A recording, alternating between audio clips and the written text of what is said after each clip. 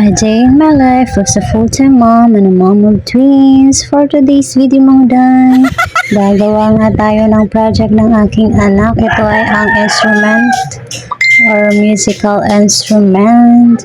So grade 2 pa lang yung anak ko pero ganito na yung mga project nila, diba? Nakakaloka. Mas madali sana kung nandito yung mister natin, kaso wala.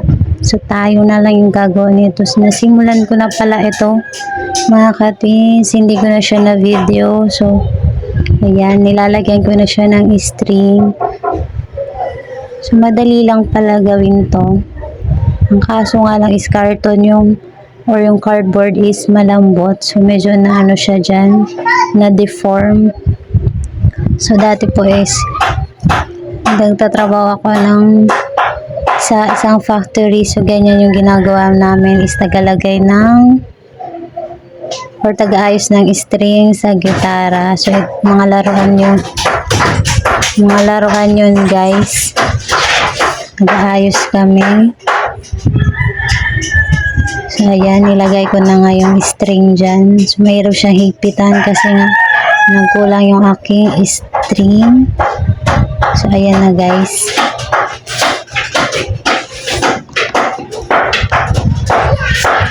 Ayan yung binili kong sample. Hindi ko alam anong tawag dyan sa gitara na yan. Basta bilog siya. So bumili ako nun para may ano akong gagayahan. So ayan yung nilagay ko pa lang or yung ginamit kong ano sa taas is yung popsicle. So pinorma ko na lang din siya kagaya ng sa gitara. So ayan guys, panoorin nyo na lang kasi ang ingay mag voice over. Kung wala yung kalapate, merong nagpupukpok sa kabilang bahay. So guys, panoorin na lang natin. Let's go.